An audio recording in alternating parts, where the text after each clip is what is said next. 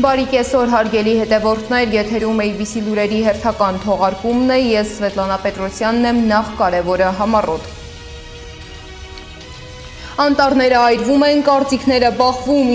ինչպես է բռնկվել հրդեհն ու ինչ վնասներ կան։ Քարոզչական խաղ, թե երկխոսություն հայ փորձագետների Բաքու կատարած այցի հետքերով։ Ռուբեն Վարդանյանի հերթական կեղծ դատներ Բաքվում շարունակում են հարցաքննել իբր վկաներին։ Մինչ Թրամփը խոսում է խաղաղության գործարքի ստորագրման մասին, Զելենսկին խոսում է եվրոպական աջակցությամբ համաձայնության գալու մասին։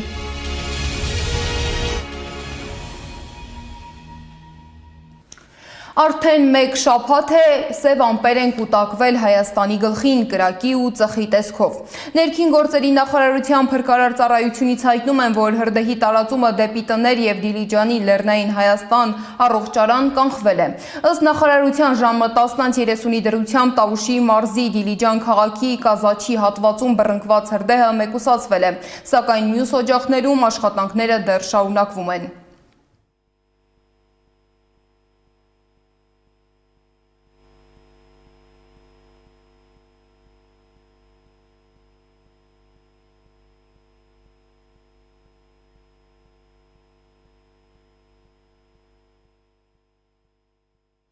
Ազգային ժողովի Հայաստան խմբակցության պատգամավոր Գառնիկ Դանելյանը գտնվելով Դիլիջան ազգային պարկի տարածքում հայտնել է, որ Դիլիջանի անտառային տարածքներում բռնկված հրդեհը միմիայն ուժգնանում է։ Դանելյանը կարծում է, որ փրկարարները միայնակ չեն կարող կասեցնել ահռելի մասշտաբների հասնող այս աղետը։ Հրշեջ փրկարարներն օրեր շարունակ առանց դադարի շարունակում են հրդեհաշիջման աշխատանքները։ Ուզում եմ իսկապես ըստ արժանվույն գնահատենք այս մարդկանց ազնվիրությունը։ Ցավոք հրդեհի բռնկման օջախները բազմաթիվ են։ Վտանգ կա, որ կրակը կարող է հասնել Սեմյոնովկա բնակավայրին։ Պետք է ողջ ռեսուրսները ներդնել հրդեհաշիջման աշխատանքներին։ Անհրաժեշտ է ընդգրկել մեծաքանակ կամավորների։ Յուրաքանչյուրի մասնակցությունը կարող է նպաստել ժամ առաջ հրդեհի մեկուսացմանը եւ դեպի բնակավայրեր տարածմանը։ Սակայն այլ պատկեր է ներկայացնում Դիլիջանի ՔՊԱ-ական համայնքապետ Դավիթ Սարգսյանը։ Բնակիչների եւ ընդդիմադիրների ահազանգերին արձագանքելով նա 3 ուշ երեկոյան սոցցանցի իր էջում տեսանյութ է հրապարակել, որտեղ նշել է, որ ներկայացվող վտանգը չափազանցված է։ Այս պատմությունը Դիլիջանի հրդեհը բռնկված վայրով վերաշիջման աշխատանքները կատարվում են, ևում են Դա ջոկատները, էկոպարետները, բազմաթիվ բնակիչներ, որոնք կամավորականներ են, աշխատանքները նետ են բոխանալա, ասեն ներքին գործերի կապարությամբ կա ջոկատից տեղեկած որ առավոտյան եւս հավելյալ ուժը կմիանաններ, այն վտանգավոր, այն չափազանցված իրավիճակը, որ ներկայացվում է, չէ, չափազանցված իրավիճակը սպոնենք բոլորս վախ։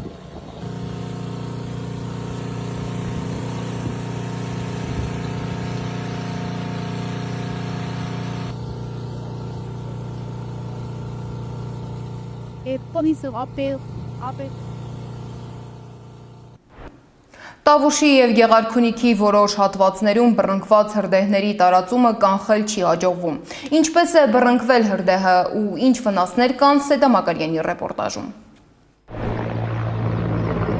Սև ամպեր են կուտակվել Հայաստանի գլխին բառի ուղիղ իմաստով։ Հայաստանի տարբեր մարզերի անտառածածկ տարածքներում հրդեհներ են։ Դեռ նոյեմբերի 21-ին Գեղարքունիքում է բռնկվել հրդեհը։ Պատճառների մասին պետական մակարդակով հստակ տեղեկություններ չի տրվում, բայց մասնագետները կարծում են չոր խոտն ու տերևները այրելու հետևանք է։ Հրդեհները հասել են նաև Տավուշ, Լոռի, Շիրակ, անգամ Սյունիք ու Վայոց ձոր։ Եղանակային ցուրտ պայմաններում հրդեհի այս արագությամբ տարածումը կասկածելի է բնապահպան Սիլվա Ադամյանի համար։ Ինչ խնդիր կա, սա մենակ կապված չի տերևներ վառելու եւ խոտածածկ տարածքներ վառելու հետ, ինչպես դուք նշեցիք, մեկը մյուսի հետ կապ չունի։ Հիմա ուզում եմ, մենք էլ չենք հասկանում, անկեղծ ասած, ես էլ այդպես որ տարածվել է, Լոռից դեպի անընդհատ ահազանգում են, նկարում են, բնապահպան լրագրողները իրենց կայքում նույնիսկ Google-ով նայել էին առանձին տեղերա, մեկը մյուսի հետ կապ չունեցող, ու սա տարօրինակ է։ Հրդեհները բռնկվել են տեղ-տեղ, որն ավելի շատ կասկածներ է հարուցել, որ պատճառը խոտ ու տերև այրելն է, բնապահպանը վստահ է։ բայց դրա տարածման պայմանները հստակ չեն։ Հրդեհի երկու օջախ մարվել է ըստ ներքին գործերի նախարարության տարածած հաղորդագրության։ Այս պահին հրդեհաշիջման աշխատանքները Տավուշում եւ Շիրակում շարունակվում են։ Հրդեհաշիջման գործողություններին ակտիվորեն մասնակցել են նաև հարակից համայնքների բնակիչները, աջակցելով փրկարարներին բարդ եւ պատասխանատու աշխատանքում։ Ներքին գործերի նախարարության փրկարար ծառայությունը հորդորում է համայնքների բնակիչներին արոտավայրերում չոր խոտերի եւ ցանքատարածքների մաքրման ընթացքում խուսափել այրումներից, չառաջացնել լրացուցիչ հրդեհավտանգ իրավիճակներ։ Նախարարությունը հայտարարել է, որ աշխատանքներն իրականացվում են ոչ միայն մարդկային ռեսուրսներով, այլ նաև սարքավորումներով, մասնավորապես Պաշտպանության նախարարության ուղղաթիռներ են գործածում հրդեհը մարելու նպատակով։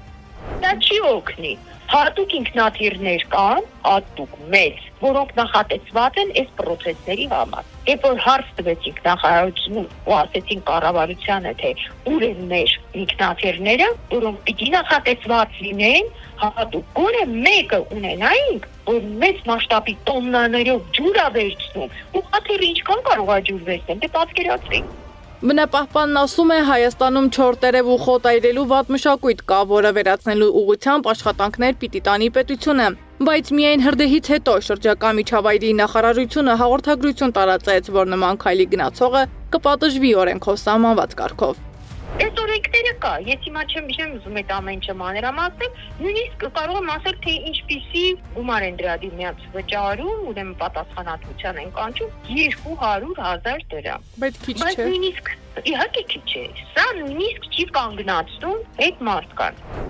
Բնապահպան լրագրողներից մեկն էլ իր էջում ահազանգ էր հնչեցրել, որ հրդեհը դեպի Դիլիջան ազգային պարկի առաջանում։ Ըստ վերջին 24 ժամում արված NASA եւ Greenpeace-ի արբանյակային տվյալների, Հայաստանի Հանրապետության Գեղարքունիքի, Տավուշի, Լոռու, Կոտայքի, Վայոց ձորի եւ Սյունիքի նախալեռնային եւ լեռնային գոտիներում հրդեհները ոչ միայն չեն մարվել, այլ ավելի են տարածվում։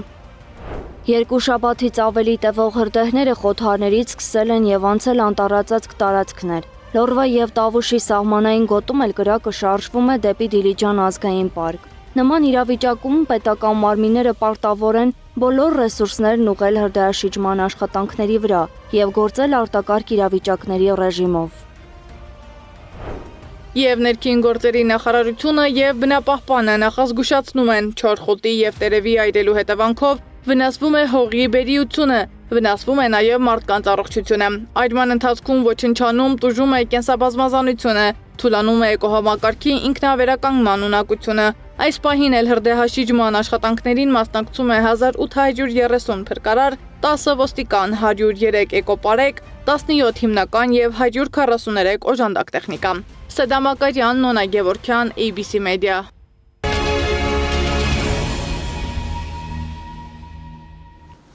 Մամուլի ասուլիս էր տալիս Միասնության TV շարժման առաջնորդ Արման Թաթոյանը։ Նա ընդգծել է, որ Հայաստանի ներքաղաքական կյանքը վերածվել է մրցավազքի։ Ըստ նրա, քաղաքական դաշտը կարծես բաժանվել է երկու թևի՝ գործող վարչապետի եւ նախկին նախագահների։ Թաթոյանը նշել է, որ Փաշինյանը սնվում է նախկին նախագահներից եւ իշխանությանը եկել հենց նախկին ղեկավարների թույլ տված սխալների արդյունքում։ Թե այլ ինչ թեմաների է անդրադարձել Թաթոյանը, մանրամասները տեսանյութում։ Այս փակ շղթան նաև այնպես է ստացվել, որ այս երկու համակարգերը, նախկին նախագահները եւ Նիկոլ Փաշինյանը, առանց իրար գոյություն ունենալ պարզապես չեն կարող։ Եվ այսպես երկիրը մշտապես մնացել է անցյալում։ Այս ամենի արդյունքում նաև անգամ ինչ է ստացվում, անգամ ամենաաբսուրդային բաները, որոնք մեր երկրի անվտանգության, մարտահրավերների տեսանկյունից ուղղակի կործանարար են։ Մի մասը մեզ ծիրանով տանում է դեպի Բելարուս, մի մասը մեզ ուզում է Նիկոլ Փաշինյանը մեզ ուզում է դարձնել Ադրբեջանի վիլայետ։ Մենք այսքան շրջում ենք գյուղերով ու քաղաքներով, չէ՞։ Մեր քաղաքացիները մեզ մշտապես ասում են, մենք կամ գործ ունենք գողերի, կամ անկարողների հետ։ Եվ երկու պարագայում էլ մենք անընդհատ մնում ենք այդ փակ շղթայի մեջ։ Եվ այնինչ տեսանք մենք վաղ շաբաթում, իմ կարծիքով դա քաղաքական համակարգի ձախողված քաղաքական համակարգի արդյունք է։ Եվ ինչքան էլ գնան քննարկեն, ով ինչքան ձայն հավաքեց, դե փաստը մնում է փաստ, որ Փաշինյանի ղեկավարությամբ ԿՊ-ն այսօր իշխանություն է ձևավորում վաղարշապատում։ Մարդկանց անընդհատ այս խնդիրների շուրջ զզվացնում են ուղղակի զզվացնում են, որ մարդիկ հոգնեն, զզվեն, հուսահատ վիճակում մնան ու չգնան ընտրությունների եւ սա հայտնվեն հուսալքության մեջ ու սա միայնում է միայն ձեռնտու է ԿՊ-ին այս վիճակը, որովհետեւ եթե մարդիկ քիչ են գնում ընտրության, ընդհանրապես այս արդյունքում օգտվում է բնականաբար քաղաքացիական պայմանագիրը եւ Նիկոլ Փաշինյանն անձամբ Եվ իմ խոսքը նաև ես ուզում եմ ուղղել նախկին նախագահներին, պաշտոնաթող նախագահներին, ասել, որ պարոնայք պաշտոնաթող նախագահներ, եթե դուք իսկապես ուզում եք, որպեսզի Նիկոլ Փաշինյանը պարտվի, ապա դուք չպետք է մասնակցեք 2026 թվականի ընտրությունների ընտրապայքարին։ Նիկոլ Փաշինյանը պաշտոնաթող նախագահներին անընդհատ հրավիրում է բանավեճի։ Եվ ինքը այդ իր ատելության թշնամանքի օրակարգի ձեռնելով վստահ է, որ արդյունքների հասնելու է նախկին ժամանակների սխալները օգտագործելով եւ այլն, իհարկե մոռանում է, որ ամենամեծ նախկինը ինքն է, բայց ես ուզում եմ Նիկոլ Փաշինյանին հիմա ասեմ, որ պարոն Փաշինյան, ես եմ հիմա ձեզ հրավիրում բանավեճի, ցանկացած տեղ ընտրեք ձեր ուզած տեղը, ձեր ուզած հարցերը, Պետրոս Ղազարյանին կարող եք կանչել, որպեսզի ձեզ մենակ չզգաք։ Հունվարի 15-ին ես հրավիրում եմ բանավեճի, հետևողական եմ լինելու այս հարցում։ Այն մարդիկ, ովքեր գնացին Ադրբեջան եւ հիմա տարածում են ակտիվ ադրբեջանական ուղերձները, այդ մարդիկ ինձ համար Նիկոլ Փաշինյանի գործակալներն են, Նիկոլ Փաշինյանի ներկայացուցիչներն են։ Ես այդտեղ որևէ պատասխանատվություն, տարբերություն չեմ տեսնում։ Եվ նրանք հիմա Նիկոլ Փաշինյանի այդ քաղաքականությունն իրագործելով եւ անձամբ Փաշինյանը պատասխանատու լինելով դրա համար ավելի է բացում Ադրբեջանի ձեռքերը, որպեսզի մեր նկատմամբ ել ավելի մեծ վտանգավոր քայլեր ձեռնարկեն։ Իմ դիրքորոշումը սրա հետ կապված հստակ է։ Խաղաղության օրակարգի հետ կապված ակնհայտ է, որ Փաշինյանը ամբողջությամբ ձախողել է այդ օրակարգը։ Ինչպես գիտենք, օրերս հայ քաղաքասարակության ներկայացուցիչները Բաքվում էին, որտեղից էլ իրենց հետ բերել էին Ալիևի օգնական Հիքմետ Հաջիևի ուղերձը պատերազմներին վերջ տալու, խաղաղ ապրելու, հարաբերությունները կարգավորելու մասին։ Սակայն երբ փակում ենք դիվանագիտական ուղերձների թղթապանակը եւ պարզապես մտնում սոցիալական հարթակ, կարդում ենք մեկնաբանությունները, որոնք պատկերն ամբողջությամբ փոխում են։ Իմ գործընկեր Անի Աբաղյանը պարզապես կարդացել է Բաքու մեկնած հայ պատվիրակներից մեկի հարցազրույցի մեկնաբանությունները, խոսել նրա հետ եւ փաստերն ու մեկնաբանությունները շարել կողք կողքի, ստանալով փազլի ամբողջական պատկերը։ Разница, которая очевидна, что Տարբերությունն ակնհայտ է, ավելի շատ են կանաչ տարածքները։ Ինձ համար սա սիմվոլ է այն մասին, որ եւ Հայաստանում եւ Ադրբեջանում մեր հարաբերություններն ավելի կզարգանան այս ուղղությամբ։ в этом направлении. Բաքու ժամանած հայ պատվիրակներից Բորիս Նավասարդյանն ամփոփել ու դրական փոփոխությունների հասնելու ակնկալիքով է Երևան եկել։ Նրա աչքերում կանաչող Երևանն ու Բաքուն դրական խորհրդանիշ ունեն հայ-ադրբեջանական հարաբերություններում։ Հարցազրույցի մեկնաբանությունում ադրբեջանցիներից մեկը Բորիս Նավասարդյանի աչքերում եւ խոսքերում կեղտ չի տեսել։ Ահա երկար սպասված հայը, նրա աչքերում կամ խոսքերում կեղտ չկա։ Անկախ նրանից, թե որքան դժվար կարող է լինել, Կովկասը պետք է խաղաղ լինի եւ ամենակարևորը, Կովկասի համար իրական պայքարը հսկայական խթան կհաղորդի տարածաշրջանի դրական զարգացմանը։ Նրան ի պատասխան ադրբեջանցիներից մեկն ասում է, խոսքին հավատալ պետք չէ։ Առաջին անգամ չէ, մեկ այլ օգտատեր էլ գրում է. Դուք մեզ հետ հեռանկարներ չունեք։ Մեր զրույցը ձեզ հետ ընդմիշտ ավարտվեց։ Մենք նաև այլևս ձեզ հետ հարևան չենք լինի։ Մենք ստիպված կլինենք ազատագրել Երևանի խանության հին ադրբեջանական հողերը։ Հարևաններ եղեք Ֆրանսիայի եւ Հնդկաստանի հետ։ Տարբեր մեկնաբանություններ կային նաև Երևանից Բաքու մեկնած խմբի գրառումների տակ։ Այդ դեպքում էլ հայերն էին անհամաձայնություն, զայրույթ արտահայտում այցի խմբի անդամների նկատմամբ։ Բաքվի ներկայացուցիչների Երևան այցից հետո էլ ադրբեջանական մամուլում շրջանառվեց մի տեսանյութ, որտեղ դպրոցահասակ երեխաներն այսպես կոչված բեմադրություն էին կազմակերպել։ Նրանցից մեկը հայի դերն էր մարմնավորել, մյուսները ադրբեջանցիների։ Զինված ադրբեջանցիները քաղաքացիական հագուստով տղային ստիպում էին կրկնել Արցախը Ադրբեջան է։ Այս տեսանյութը զայրույթ էր առաջացրել հայ օգտատերերի շրջանում ու պատերազմը շարունակվել էր մեկնաբանության դաշտում։ Երկու հասարակությունների միջև առաջացած անդունդն ինչպես է լցնելու 5+5 ձևաչափը։ Մենք 5+5 ֆորմատով դա չեն կարողանալու հաղթահարել եւ այդ 5+5 ֆորմատը ես մի քանի անգամ ասել եմ, մենք համարում ենք որպես հաղորդակցական հարթակ, որից համապատասխան ուղերձներ են գնում եւ դեպի որոշում կայացնողներ եւ դեպի լայն հասարակություն։ Բաքվի եւ Երևանի միջև խաղաղության հասնելու շուրջ երկխոսություն է 1992 թվականից սկսած։ Այն իրավական հիմքերի վրա էր դրված, ոչ թե սիմվոլների, կարծում է Լարիսա Ալավերդյանը։ Բաքու մեկնած խումբը իշխանության քաղաքականությունն է առաջ տանում, քարոզչություն անում, կարծում է Հայաստանի առաջին ՄԻՊ-ը։ Ինքնակոչությունը ինքնին դատապարտելի է եւ նրանք կարող են ներկայանալ որպես անձ եւ իրենց հասարակական կազմակերպությունների անունից։ Այնպես որ Հայաստանի Հանրապետության քաղաքացիական հասարակության անունից իրենք իրավունք չունեն ներկայանալ։ Բազմաթիվ պիտակավորումների սովոր եմ, նշում է Բորիս Նավասարդյանը։ Նա Բաքու առաջին անգամ այցելել է 1999 թվականի նոյեմբերին։ 5-րդ այցը եւս նոյեմբերին էր, օրեր առաջ։ Համաձայն չէ, թե քարոզչությամբ են զբաղված։ Եթե այդտեղ կարող է լինել ինչ-որ բովանդակություն, որը փոխելու է մարդկանց կարծիքները, եթե դա է քարոզչություն, ես այդքան էլ համաձայն չեմ դրա հետ։ Իսկ ինչպես են պատկերացնում հասարակության շփումը, խաղաղ համակեցությունն իրենց երկրների տարածքում, երբ Ադրբեջանն ամբողջ Հայաստանն արևմտյան Ադրբեջան է կոչում, չի ազատում Հայաստանի սուվերեն տարածքներն օկուպացիայից, չի վերադարձնում Բաքվում պահվող գերիներին, այլ հակառակը, նրանց որոշներին ցմահ, որոշներին 15 տարուց ավելի ազատազրկում է պահանջում։ Մենք ստանում ենք իրենց ուղերձները ոչ միայն այդ խմբից, որը որ կասկածելի առաքելությամբ գնացել է Ադրբեջան, բայց մենք ուշով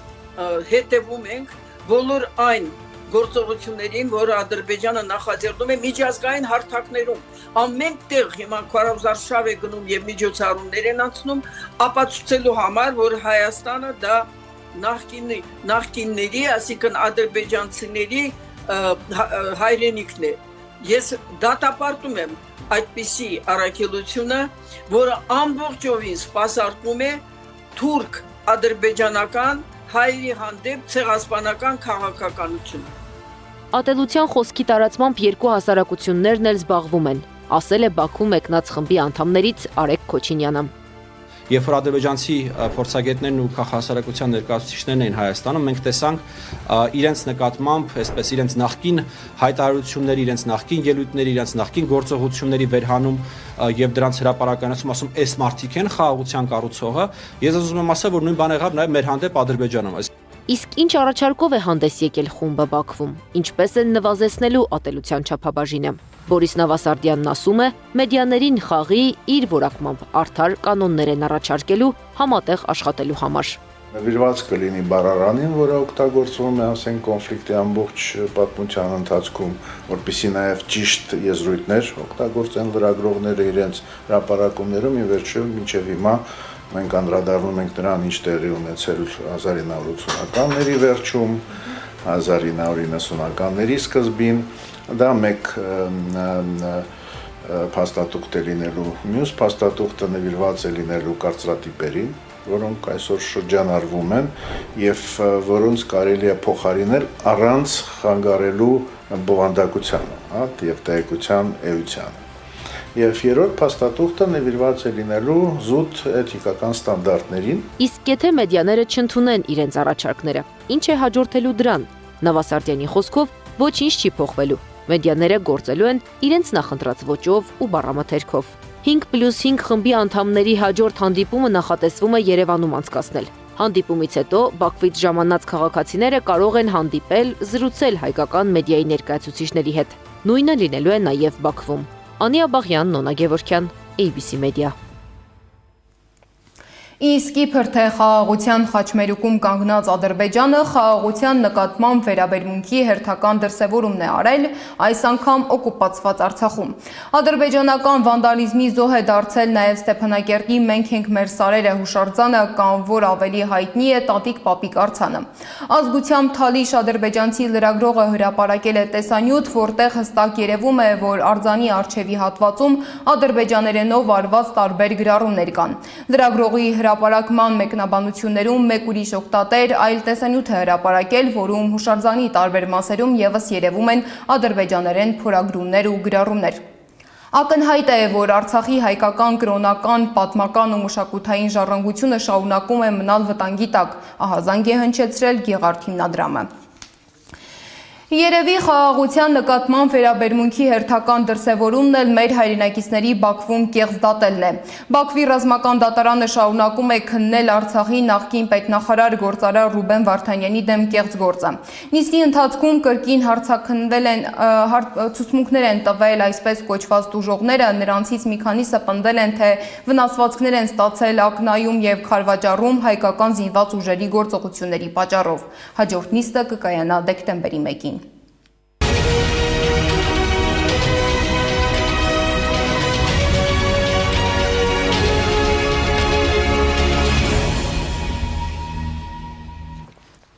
Երեկ հակակոռուպցիոն դատարանում կայացել էր Գյումրիի քաղաքապետ Վարդան Ղուկասյանի պաշտոնավարման առաջին ժամկետներին վերաբերող գործի քննությունը, որը հետաձգվել է։ Վարդան Ղուկասյանին ու որդուն հակակոռուպցիոն դատարան են բերել երկու տարբեր կենտրոն եւ Արմավիր քրեակատարողական հիմնարկներից։ Ավագ Ղուկասյանը նիստի սկզբում հայրաբար նախատել է կրտսերին։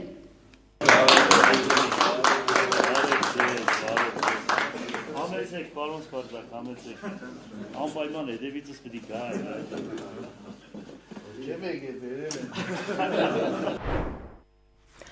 Վարդան Ղուկասյանին 2021 թվականի մեղադրանք է առաջադրվել չարաշահումներով պետական գույք համայնքային գույք հոտարելու համար։ Ղուկասյանը մեղադրանքը սարքած գործ է համարել եւ հայտարարել, որ բացառում է իր ազատության համար իշխանության հետ գործարքի գնալը։ Հասկանալի է Ղուկասյանը նմանատիպ բաներ չի արել, սա տեսակի կռիվ է, տեսակի կռիվ է։ Իշխանությունների հետ պայմանավորվեք եւ դա արժանա ձեր ազատության։ Իմ արունը իմ տատը ցույց չի տալիս նմանատիպ ապրելակերպ, երբ որ բացեք իմ կենսագրականը, օրը սպաբերից գրված է մաքուր ճիշտ հայրենասեր պայրադրիչնի տղա։ Ես էլ նույնն եմ ու տենց կմնամ։ Պարոն Ղուկասյան,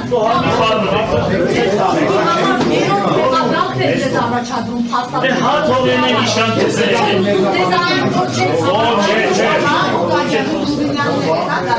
տեսակի կռիվ է, տեսակի, ես կողմից։ Իդեպ փաստաբան Զարուհի Փոստանջյանը պատմել է, որ Վարդան Ղուկասյանի առողջական վիճակը շարունակում է մնալ անկայուն, նույնիսկ մտահոգիչ։ Նրա օրգանիզմում շաքարի պարունակությունը անկանոն իջնում, բարձրանում է։ Փաստաբանը նաև բանտային պայմանների մասին է պատմել։ Արգելում են նյութեր տրամադրել, ասում եմ բացառապես նյութերը պետք է վերաբերվեն այն գործին, որը իրենք կատարում են գրաքննություն, այսինքն այն փաստաթղթերը, որ մենք իրեն փոխանցում ենք, ամբողջը զննում են, քննում են, թե ինչի մասին է, բացի այդ պայմանները մեկուսարանում հետևյալն են, 15 մետր խուց է, 15 քառակուսի մետր խցում պահվում են 4 կալանավոր, որոնցից երկուսը օրինակ ծխող են, իսկ պարոն Ղուկասյանը ծխող չէ, եւ ինքը հիմա գտնվում է պասիվ ծխողի կարգավիճակում։ Ունի բավականին լուրջ հիվանդություններ, որոնք նույնպես անհամատեղելի են կալանքի հետ։ Օրինակ, շաքարային դիաբետ երկրորդ տիպ, լաբիլ ընթացքով, այսինքն լաբիլ ընթացքը այն է, որ ես եմ հրավիրում բուժքույրին, ասում եմ հենց հիմա իմ մոտ չափեք նրա շաքարի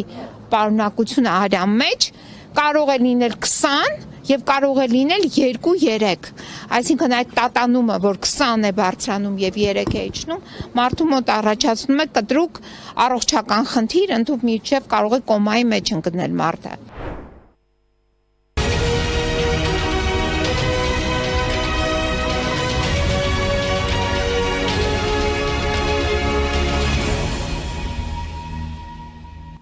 Միջազգային լրահոսից։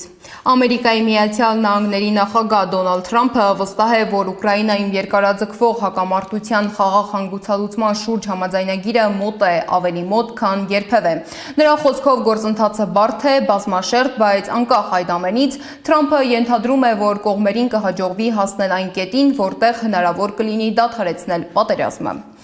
Իսկ Ուկրաինայի նախագահ Վլադիմիր Զելենսկին հայտարարել է, որ Կիևը պատրաստ է առաջ շարժվել Ամերիկայի Միացյալ Նահանգների կողմից առաջարկվող խաղաղության համաձայնագրով եւ որ ինքը պատրաստ է քննարկել համաձայնագրի զգայուն կետերը ԱՄՆ նախագահ Դոնալդ Թրամփի հետ։ Զելենսկին եվրոպացի առաջնորդներին կոչ է արել շարունակել աջակցել Կիևին այնքան ժամանակ, քանի դեռ Մոսկվան պատերազմը դադարեցնելու պատրաստակամություն չի ցուցաբերում։ Միջազգային մյուս լուրերը հավաքագրել է իմ գործընկեր Զառա Սարգսյանը։ Վաշինգտոնի առաջարկած խաղաղության ծրագրի կետերի թիվը 28-ից հասցվել է 22-ի, հայտարարել է Թրամփը Ֆլորիդա մեկնող ինքնաթիռում, որտեղ նա ինչպես սպասվում է կնշի գոհաբանության օրը։ Միացյալ Նահանգների նախագահը հայտարարել է, որ խաղաղության համաձայնագրի հասնելու համար Ուկրաինան պետք է հրաժարվի որոշ տարածքներից։ Հակառակ դեպքում այն կկորցնի դրանք մի քանի ամսից։ Այսպիսով, կամ դուք ուզում եք կռվել եւ կորցնել եւս 50-ից 60 հազար մարդ, կամ ուզում եք ինչ-որ բան անել հենց հիմա, նշել է Թրամփը։ Թրամփի պլանն ունենք, բայց այն ստացել ենք ոչ պաշտոնական խողովակներով, այն պաշտոնապես մեզ չի փոխանցվել, հայտարարել է Ռուսաստանի արտգործնախարար Սերգեյ Լավրովը։ Չնայած դրան, Մոսկվան պատրաստ է քննարկել կոնկրետ ձևակերպումները, ասել է նա։ Լավրովի խոսքով Մոսկվան ակնկալում է, որ Միացյալ Նահանգները կտեղեկացնի իրեն Ուկրաինայի հետ բանակցությունների արդյունքների մասին։ Եվրոպական միության գլխավոր դիվանագետ Կայա Կալասը բացառել է Թրամփի ծրագրով նախատեսված Ռուսաստանի վերադարձը մեծութնյակ։ Նման բան չպետք է տեղի ունենա, դա հնարավոր չէ անգամ պատկերացնել, ասել է Կալասը։ Եթե մենք ուզում ենք, որ այս ամենն ընդմիշտ ավարտվի, ապա Ռուսաստանն իսկապես պետք է որոշ զիջումների գնա։ Դուք չեք կարող ներխուժել մեկ այլ երկիր եւ դրա համար որևէ պատասխանատվություն չկրել, ասել է եվրոպացի պաշտոնյան։ Միայն եվրոպացիներն իրավունք ունեն որոշելու, թե ինչ կլինի Եվրոպայի ձեռքում գտնվող ռուսական սառեցված ակտիվների հետ։ Այս մասին էլ հայտարարել է Ֆրանսիայի նախագահը։ Մակրոնը նշել է, որ Եվրամիությունն ու Կիևը չպետք է ընդունեն Թրամփի ծրագրի նախնական տարբերակը։ Եթե եվրոպացիները չեն ցանկանում պիտակավորվել որպես եվրագողեր, պետք է վերադարձնեն ռուսական ակտիվները, հայտարարել է Մարիա Զախարովան։ Միայն Ռուսաստանն իրավունք ունի որոշելու, թե ինչ կլինի ռուսական ակտիվների հետ, նշել է Ռուսաստանի արտգործնախարարության խոսնակը։ Ֆինլանդիան պատ է կառուցում Ռուսաստանի սահմանից 1 մետր հեռավորության վրա։ Պատի բարձրությունը 4.5 մետր է, որի մոտ 1 մետրը փշալար է։ Յուրաքանչյուր 20 մետրի վրա տեսախցիկներ կտեղադրվեն։ Ֆրանսիայի ոստիկանությունը Լուվրի կողոպուտի գործով նախորդին 4 մարդու է ձերբակալել։ Նրանցից 2-ը կին են 31 եւ 40 տարեկան։ Ձերբակալված տղամարդիկ 38 եւ 39 տարեկան են։ Նրանք դեռևս չեն հարձակումվել։ Ջրհեղեղի պատճառով Թայլանդի բնակիչները ստիպված են ակրոբատների պես լարերի վրայով տեղաշարժվել։ Երկրի որոշ վայրերում ջրի մակարդակը հասնում է 3 մետրի։ Հեղեղվել է 130,000 տուն, գրանցվել են զոհեր։ Զառա Սարգսյան, Նոնա Գևորգյան, ABC Media։ Այս ժամի համար նախատեսել էինք այսքանը, շարունակեք հետևել մեզ YouTube-ում, Facebook-ում, Telegram-ում, Instagram-ում, TikTok-ում կամ այցելեք մեր պաշտոնական կայք www.abcmedia.am։ ABC լուրերի հաջորդ թողարկումը եթերում կլինի ժամը 15-ին, տաղավարում կաշխատի իմ գործընկեր Գառնի Մութաֆյանը, ես Սվետլանա Պետրոսյանն եմ, շնորհակալություն ուշադրության համար։